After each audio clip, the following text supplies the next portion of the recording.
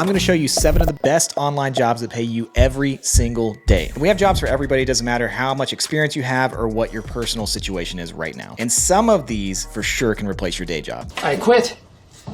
So first up on the list, transcription jobs. It's a pretty simple side hustle, honestly. Basically what you're doing is taking audio files and you're going to take them and write them down. So there's a lot of different use cases for this. It can be stuff for like podcasts, or you can do things like medical transcriptions, legal document transcriptions. What you'll need for this side hustle is a computer, a good internet connection, and some really high quality headphones so that you can hear every single word, but that's pretty much it. It's a very, very low lift side hustle. Pros, you can set your own hours, right? So you can take breaks, you can cook meals at home. It's fully remote, so you don't have to go into an office. That means you're going to save money on gas. You're not going to be stuck in rush hour traffic having to go to a job. Some of the cons, you're going to have to land clients. You're going to have to actually do outreach, just like any other freelancing service where you go out there and you get some clients. The contracts for transcription work usually have a time limit on it. It's not unlimited work. So you will have time periods that you're working for a client, and that's why you want to get multiple clients. And some seasons are drier than others, right? Like Q1 might not be as good as Q4, but if you average it out through the entire year, you'll have pretty steady work. One of the other downsides is that you won't have coworkers. I think that's one of the biggest drawbacks to remote work.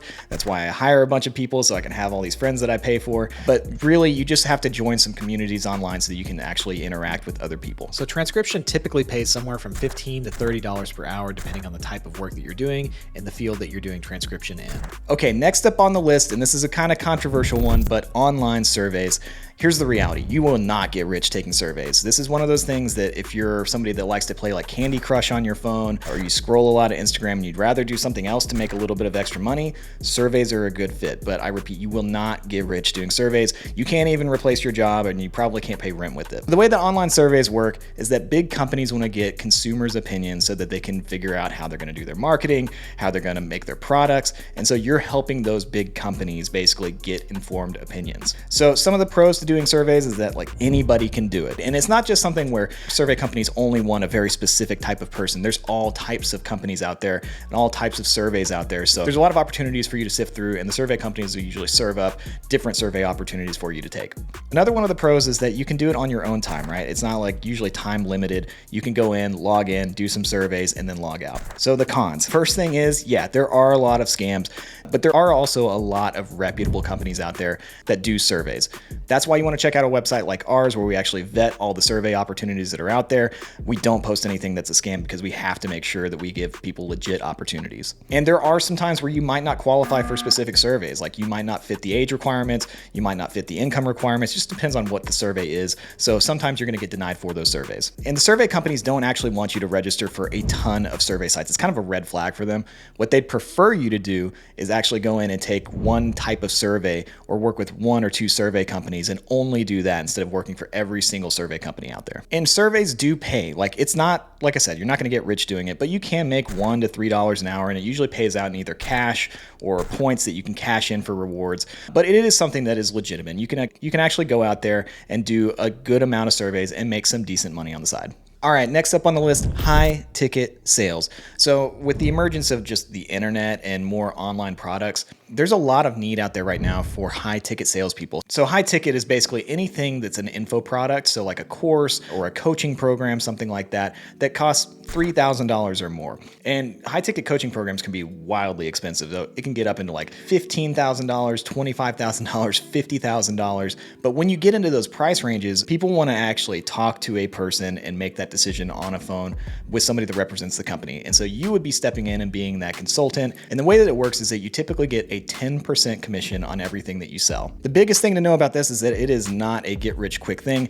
You have to have skills as a salesperson. There's plenty of sales recruiting companies out there that teach people how to become a high ticket salesperson.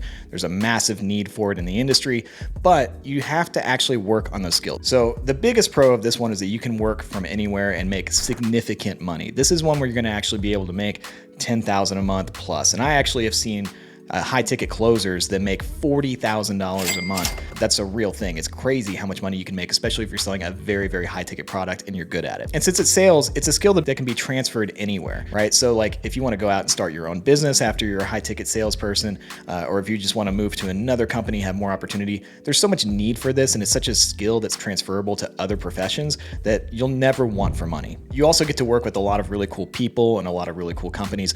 There's some great high ticket coaching programs and businesses that run those coaching programs that are doing amazing things for people. And it can be anything from fitness to personal finance to sales and business, right? And business development. There's a lot of different avenues to take with high ticket sales, which means that there's a lot of opportunity for you and you're going to get to learn a lot about other businesses out there. And the last pro of this one is that it's a full-on career path. So typically the way that people start into selling is that they start as a setter. So a setter would be somebody that goes in and is setting appointments on the calendar for a high ticket closer. And then the closer takes her from there and tries to close the deal. So after you get enough experience as a setter, you can usually move up into a closing position, right? And closing positions are great because you make more money. And then from there, you can be one of many people that's selling a product, and you can move up and be a sales manager. You can be in charge of the sales division. There's just a lot of upward mobility if you're in that sales seat. All right, so let's talk about the cons. It is typically a 1099 position. This is not something that usually would be full-time salary. So you eat what you kill. You're going to be going out there and getting that 10% commission, but if you don't sell, you don't get paid. So unlike something like transcriptions, you can't just work whenever you want. You are going to have to set your calendar usually from like 9 a.m. to 5 p.m., maybe some leeway above and below that. But you have to be available during the regular business day to talk to leads and close deals. And no matter how good you get at sales, you're always going to be expected to do better, right? The goalposts are going to change. The company wants to grow. So if you do, let's say 10 sales one month, the next month, the company might want 12. They might want 15. So you have to continue to better yourself through education, through practice, and you have to just learn how to close more and more deals over time. It's also not very passive either. Like, this is something that you have to hustle. If you get to the end of the month and your company hasn't made enough sales, you need to be picking up the phone, you need to be emailing leads and getting people on the phone, even if your setter can't make it happen at that time. So you got to go and you got to hustle for those sales. And every single product that you sell, you have to learn it in depth. You have to know it inside and out, because you're going to be handling sales objections from customers, and you're going to have to know everything about the product so that you can explain it to them as you're trying to close the deal. So next up on the list, proofreading. And this is one that we talk about a lot here at Millennial Money Man. There's a lot of potential for this one. It's kind of the secret side hustle that a lot of people don't know about, but there's a lot of opportunity for it. All you're doing is going in and editing words, making sure that they're grammatically correct, and then they fit the tone and the voice of the author. Now, if you're a person that loves words and you're kind of like OCD and you like perfection, you're going to love this because you're doing the same thing. It's very repetitive where you're just making things correct, right? But if you're not somebody that likes that, then this is going to be a little bit boring and repetitive for you. All right, so the pros on this one, the learning curve is not huge. You don't need a degree to do this. You just basically need like high school English and a little bit of brushing up on skills. There's actually a lot of need for this as well. A lot of people think with the emergence of AI that proofreading would have gone away, but that's not true. It's still here to stay. We're talking about legal documents, we're talking about medical documents. It's not all just, blog posts and things like that. Like, there's some serious proofreading that needs to be done on some very serious documents, which requires a very highly skilled person. It's also fully remote. You can work from anywhere and you can work on your own time. And you can actually build a proofreading business from this. You can hire other proofreaders underneath you. You can get multiple clients and really start to scale this one up. Deadlines can be a little tight depending on the type of client you're working with, so you will have to put out work product maybe on a tight timeline. And very similar to transcription, you're not going to have coworkers. This is fully remote, so you're not going to have people that you talk to every day unless you get in some online business communities. And for pay, you can get anywhere from $500 to $1,000 per month, and even up to $4,000 or $5,000 per month if you take this one full time. All right, one of our favorite ones on the list, bookkeeping. So bookkeeping is a service that a lot of people have probably heard of, but they don't know how much money you can actually make with it. So basically what you're doing as a bookkeeper is managing the expenses and keeping track of them for a business owner.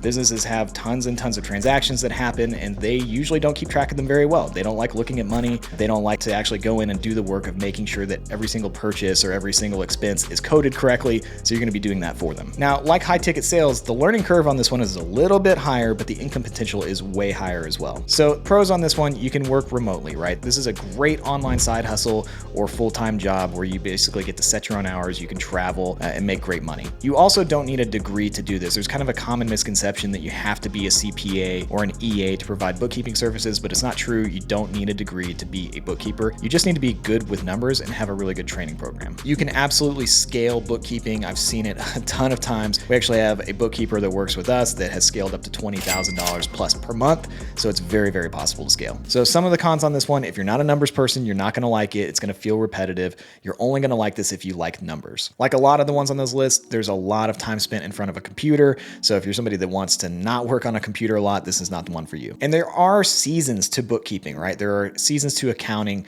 During tax season, you're gonna be busy, right? When you get closer to the end of the year, you're gonna be busy. But then after tax time, you're gonna have a lot of time to travel and chill, which is really common. You see that with bookkeepers and you see that with accountants. At the end of tax season, taxes are filed, they usually go on vacation. And it can get a little bit stressful. Like business owners really wanna make sure that their numbers are right, especially come tax time. So stress can get a little bit higher during those times. The best thing about bookkeeping and why it's one of my favorite on this list is that it is scalable income and it's recurring revenue, right? So you charge a client and you're not charging them per hour. You can charge per hour with bookkeeping, but the reality is that you want to charge on a retainer so that you get money coming in every single month. So we're talking about $500 to $1,000 per month per client at the low end, but you can charge $2,000 to $3,000 per month per client, and you can scale this up to $20,000 or $30,000 or even 7 figures a year with a bookkeeping firm. There can be a pay ceiling on this one if you decide to just do this on your own and not start hiring other bookkeepers to work at a firm.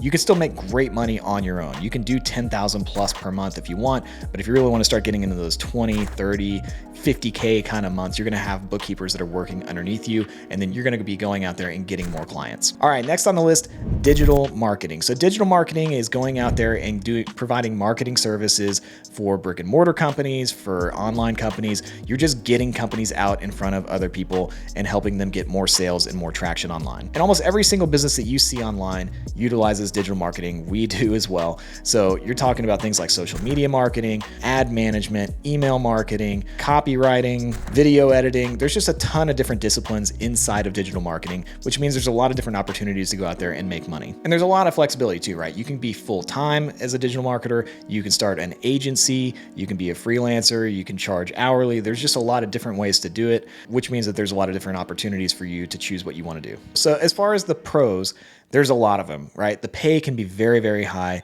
It's easy to get an education in digital marketing. There's tons of different programs online and in colleges and universities where you can learn about digital marketing as a skill. It's a really relevant skill in today's world, right? Everybody's online. They're all trying to be good at TikTok and YouTube and have a blog and have great videos.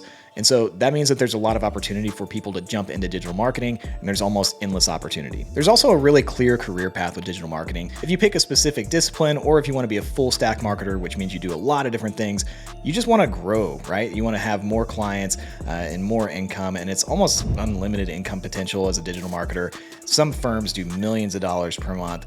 Big marketing agencies do tens of millions of dollars a month. So there's just a lot of opportunity out there for you to grow in your career path and scale up. So one of the biggest cons is that digital marketing is very results based. If you don't provide the result, you're likely going to get fired because there are a lot of digital marketers out there. There's a lot of people that are going to fulfill that service if you can. Your skill level always has to increase with digital marketing because the market's always changing, right? The YouTube algorithm changes, Google algorithm changes, TikTok changes. Everything's always changing, and you have to make sure that you stay at the forefront of that so that you can help your clients stand out. Also, acquiring clients can be kind of hard sometimes, especially when you're starting out, right? People want to know that you have experience, especially when they're spending their marketing budget with you. And sometimes it could just be really hard to fulfill for clients and make them happy. It's hard to fulfill with a client that doesn't want to do the work that you ask them to do because you are basically partnering with them in their company. So if they don't do anything you ask them to do, it's going to be really hard to actually get results, and they're probably going to end up firing you. And some are going to be rock stars. They're going to do everything you tell them to do. They're going to make tons of money. Last up on the list,